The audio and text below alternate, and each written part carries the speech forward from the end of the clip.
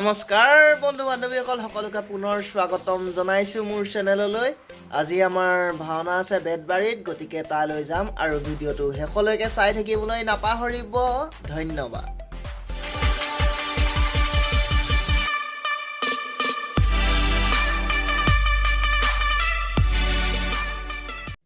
আমি আহি ভাওনা ঘৰ পালোহি।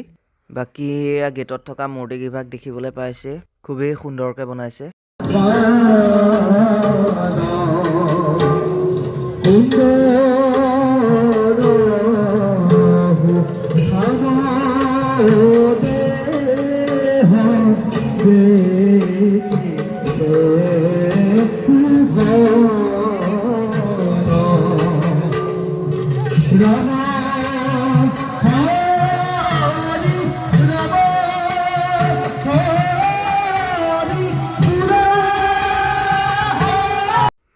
প্ৰথম দৰ্শনৰ নাট গজকেতু উপাখ্যান আৰম্ভ হৈ আছে আৰু পেণ্ডেলটো দেখিছে যথেষ্ট ডাঙৰ, আৰু ভাওনাৰ কিছু দৃশ্যাংশ দেখুৱাবলৈও চেষ্টা কৰিম।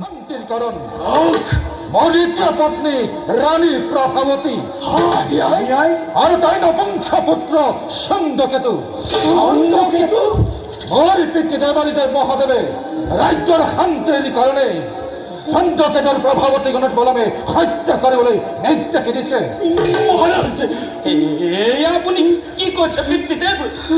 আমাৰ মাতৃসদৃশ মাহীয়াই শহুৰৰ প্ৰতি ভাতৃ চন্দ্ৰকেতুক হত্যা কৰিব লাগিব ৰাজ্যৰ শান্তিৰ কাৰণে? অসম্ভৱ পিতৃদেৱ। এনে নিদাৰুণ কাৰ্য কেতিয়াও হ'বলৈ দিব নোৱাৰি।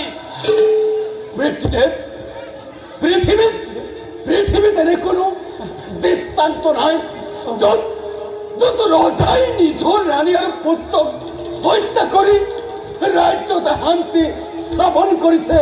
হয় মহাৰাজ, এটা ৰাজবংশ পবিত্ৰতাৰ নামত এনে কলংক কেতিয়াও সৃষ্টি কৰিব নোৱাৰি। পিতৃদেৱ, কওক পিতৃদেৱ, এই ক্ষেত্ৰত আপোনাৰ সিদ্ধান্ত কি? মহাৰাজ, লোকে আপোনাক অসুৰ বুলি ক'লেও মই সেনাপতি হিচাপে জানো মহাৰাজ, আপুনি এজন সুবিবেচক। গতিকে মহাৰাজ, দেৱাদিদেৱে এনে নিষ্ঠুৰ আদেশ দিলেও আপুনি এনে ঘৃণনীয় কাৰ্য সম্পাদন নকৰিব মহাৰাজ, নকৰিব। আচৰিত কথা মহাৰাজ, ৰাজ্যৰ অশান্তিৰ কাৰণ বিচাৰি কেইবাৰ মই চালাকি কৰিলো, আৰু আজি যেতিয়া নিজৰ ভাগ্যৰ পুত্ৰকে দোষীৰ আসনত মই বহাব লগা হ'ল, আৰু মই কি নীৰৱে বহি থাকিব লাগিব? এয়ে তোমালোকৰ পৰামৰ্শ? মহাৰাজ, কিন্তু অহেতুকভাৱে এনেকৈ মাহীয়াইক শাস্তি দিলে ৰাজ অন্তঃপুৰৰ প্ৰত্যেককে শাস্তি দিব লাগিব, মৃত্যু দণ্ড দিব লাগিব। গতিকে পিতৃদেৱ, আপুনি আপোনাৰ সিদ্ধান্ত সলনি কৰক। হয় মহাৰাজ। পিতৃদেৱ, মাহীয়াই আৰু চন্দ্ৰকেতুৰ দুখ কি? এক নপুংস ৰজাৰ থকাকে একে মহা বিপৰ্যয় কাৰণ। মহাৰাজ, যে নাৰীয়ে জন্ম দি লালন পালন কৰি ডাঙৰি দীঘল কৰে, সেই নাৰী জীয়াই থকাৰ কোনো অধিকাৰ লাভ কৰিব নোৱাৰে। সেনাপতি গণক পংকজ আদেশ কৰে মহাৰাজ। লয় আনা ৰাণীক ৰাজসভালৈ। পিতা, আকবাৰ ভাবি চাওক পিতা, আকবাৰ ভাবি চাওক। গজকেতু আদেশী অলংঘনীয়।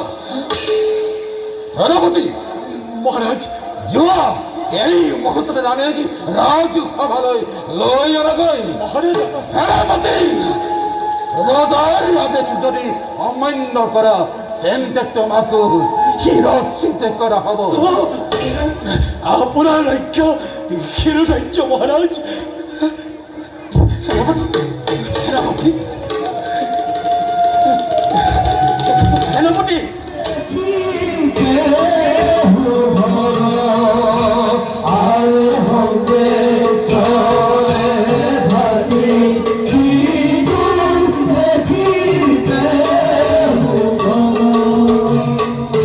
Hare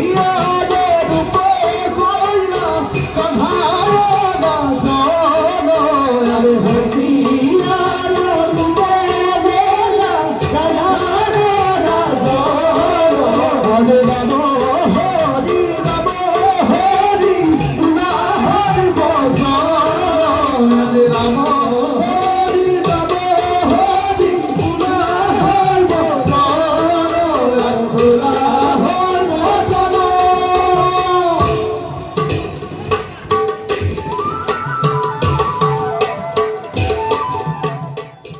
আমিও ড্ৰেছ কৰিবলৈ আহিছোঁ আৰু যিহেতু ভাওনাখন আদায় হওঁ হওঁ হৈছে আৰু আমাৰো বেছি টাইম নাই, সেইবাবে সকলো বিজি দেখিছেই।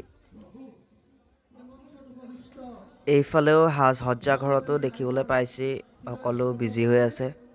আমি সকলো কলাকৌশলী ভাৱ লৈ উদযাপন সমিতিৰ তৰফৰ পৰা আন্তৰিক ধন্যবাদ আৰু কৃতজ্ঞতা জনাইছোঁ আৰু ভাওনাৰ জগতখনত তেওঁলোকৰ এই জয় আমাৰ ভাওনা শেষ হ'ল, বাকী এতিয়া খানা খাবলৈ যাম আৰু সকলোৱে কাপোৰ কানি সলাই লৈছে পূৰা। ভোকেও পূৰা এলাৰ্ম দি আছে পেটত। উঠ আকৌ উঠ আকৌ।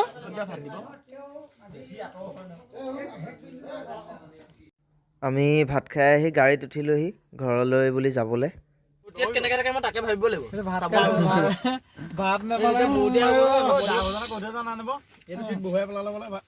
মই বৰতীয়া হলে ক'বলৈ নাপাই চাবা কোনো দৰকাৰ নাই।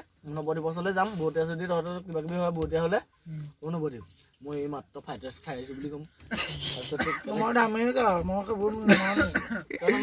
নৱদ্বীপে চোৱা নামানা বোলে। বৰতীয়া কাক কয় এই আধুৱা ৰাতিপুৱা 4টা বাজিব হ'ল। বাকী গাড়ীৰ পৰা নামি পেলাই আহি আছোঁ আৰু কেন্দুগুৰিৰ পৰা খোজকাঢ়ি কুঁৱলী গোটেইখন ঠাণ্ডা আৰু নক'বই। বাকী ভিডিঅ'টো ভাল লাগিলে লাইক শ্বেয়াৰ কমেণ্ট কৰিবলৈ নাপাহৰিব। ধন্যবাদ।